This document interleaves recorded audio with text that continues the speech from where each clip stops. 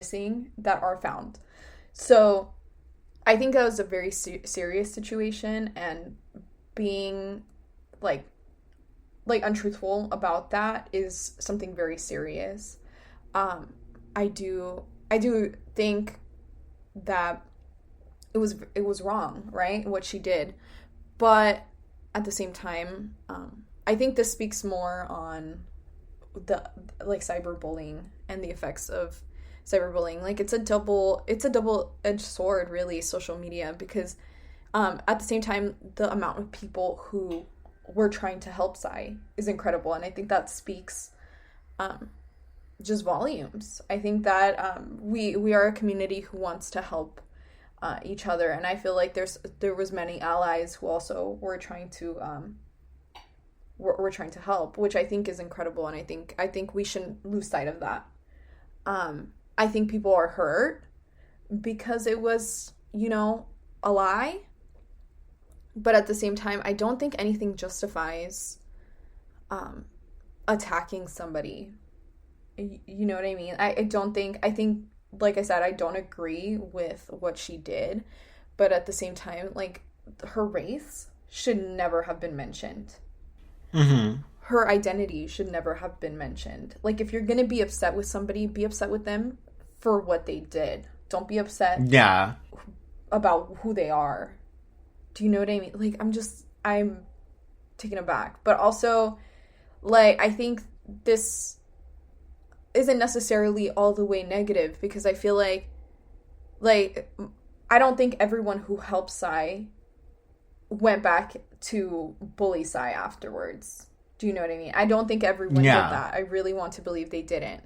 And at the same time, I think that when somebody is being, like, attacked, I feel like people who are, like, vulnerable, and I don't know if you agree with me or not, but I think bullies a lot of the time have either experienced bullying themselves, right? For sure. Or are just have really low self-esteem. So if they see somebody else getting attacked, they'll just jump in too. Yeah. Because they want to feel like they can bring somebody else down. They want to feel like they're in control. So I think that maybe a lot of people saw that this was happening and then just decided that they were gonna hop in and cancel Sai, right?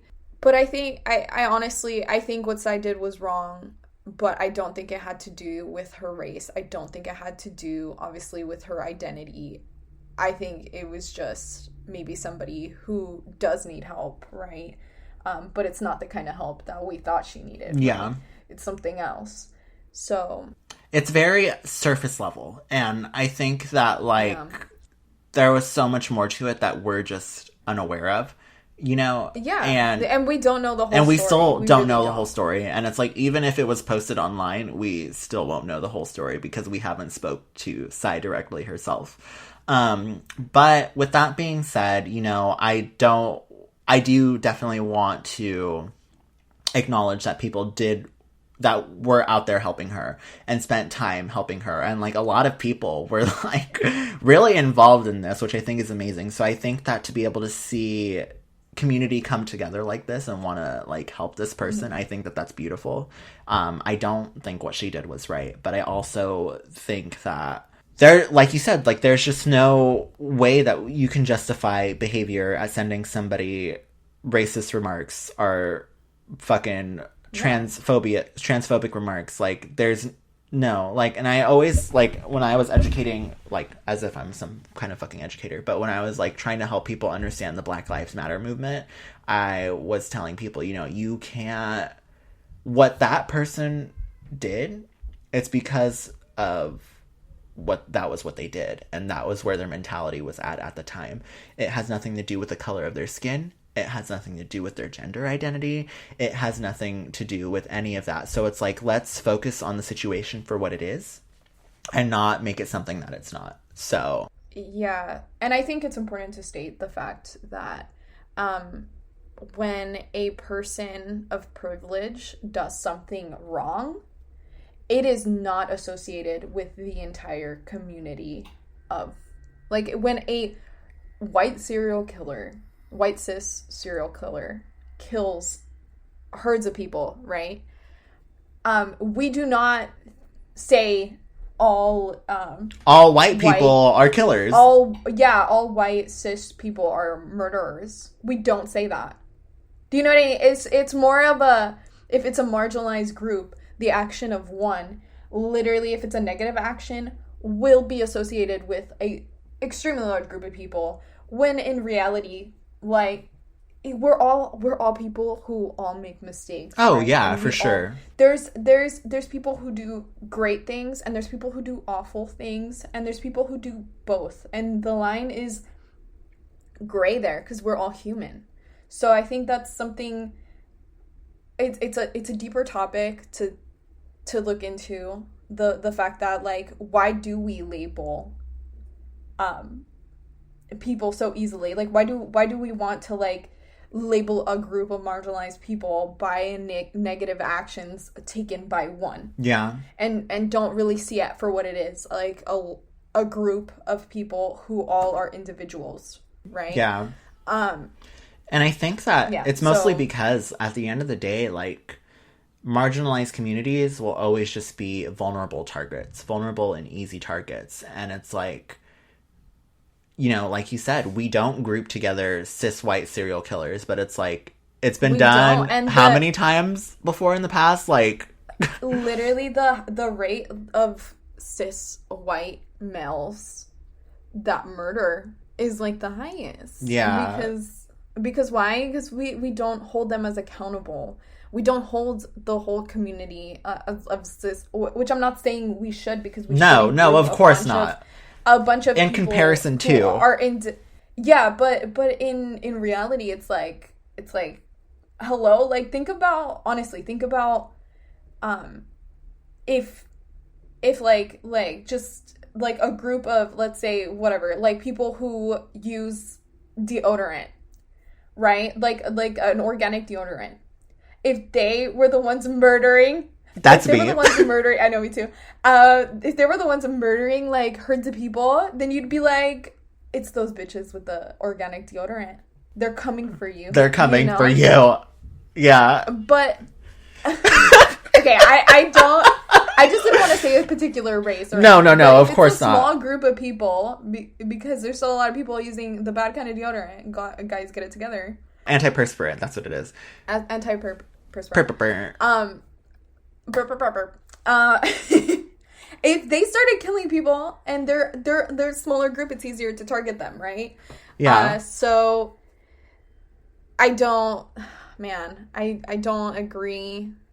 I don't agree with that. That's the part that I just don't. I think Psy should have been held accountable, but I don't think you should bring up, like, the identity, the race, the religion, none of that. Like, because that has nothing to do with the rest of the situation at hand that actually happened. And you know, I also just kind of want to make it clear that, like, the reason why the hashtag Find Psy wasn't my Urk is because, like, I'm sure she's already heard enough, you know, and it's like, we already know, like, people are already upset and people are already angry.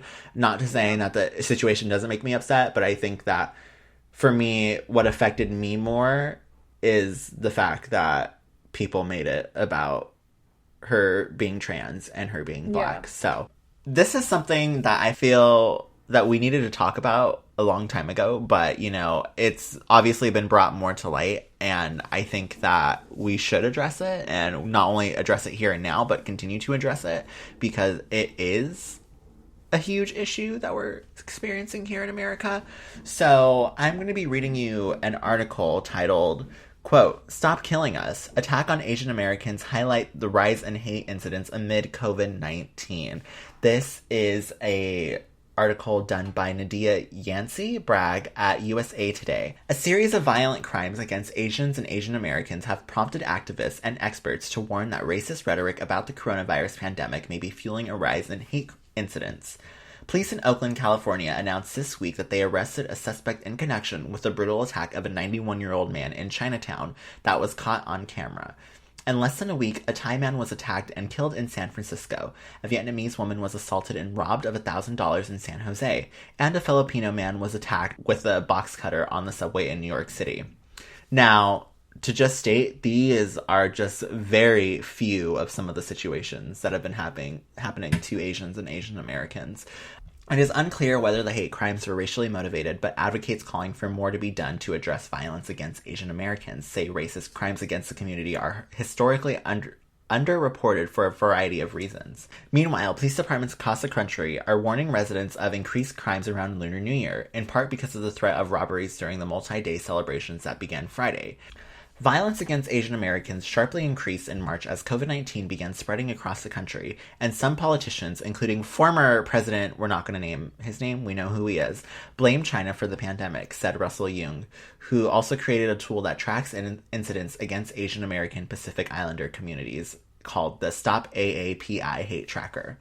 Quote, when the former president began and insisted on using the term China virus, we saw that hate speech really led to hate violence, said Young, Chang, chair of Asian American Study Departments in San Francisco State University.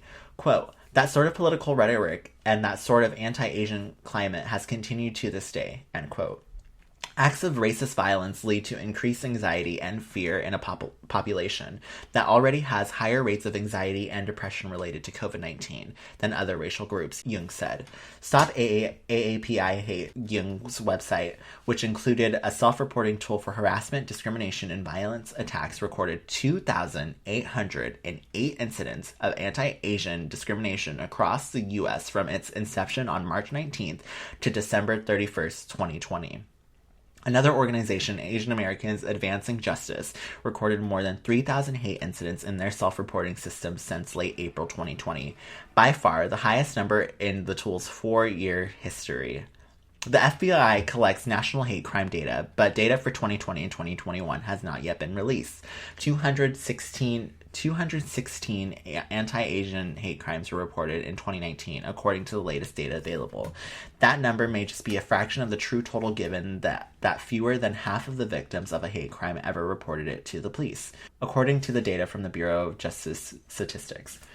Young said that the increase in hate incidents is a particular concern in urban areas. In New York City, police data shows that there are 24 anti-Asian hate crimes related to the coronavirus between January 1st and November 29, 2020, compared with just 3 anti-Asian hate crimes in the same period of 2019. Quote, this increase was cultivated due to anti-Asian rhetoric about the virus that was publicized, and individuals began to attack Asian New Yorkers, either verbal attacks or physical assault, Chief Detectives Ronnie Harrison told reporters in August. The spike in hate crimes led to NYPD to create an Asian Hate Crimes Task Force.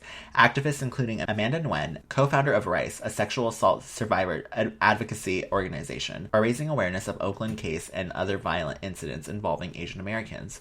Nguyen said she created an Instagram video about the attacks, which has since gone viral because she was angered not only about the violence, but by the lack of media attention the cases received. Quote, when I made that video, I was tired of living in fear and I wanted to scream, end quote, she told USA Today. Quote, it's so absurd that I have to stop saying, stop killing us. We are literally fearing for our lives as we walk out the front door. And your silence rings through our heads, end quotes. In the Oakland assault, the district attorney's office is investigating whether there is enough evidence to support hate crime charges. Alameda County District Attorney Nancy O'Malley said in a statement to USA Today. The suspect in Oakland assault, Yahya Muslim, was charged with 3 counts of assault, inflicting great bodily injury, and committing a hate crime against an elderly person. O'Malley announced a news conference on Monday. Police said Muslim is believed to have attacked a 60-year-old man and a 55-year-old woman the same day of the Chinatown attack. Meanwhile, actors Daniel Day Kim and Daniel Wu offer $25,000 reward for information leading to an arrest in the case and are donating that money to community organizations to stop AAPI hate. Quick thing. They should not have to do that. They should not have to do that. Yeah. So I remember this fairly becoming a thing, like very quickly becoming a thing, like when coronavirus like became a thing, and we are actually going to be reaching a year into this pandemic, but we're not going to acknowledge that at this moment. But I remember that coronavirus became very serious here in the United States, people were already stopping eating at Chinese restaurants, Japanese restaurants, any type of Asian food. They stopped eating there. So it basically, like, are you serious? Really quick, I mean, I just want to mention that is a way we can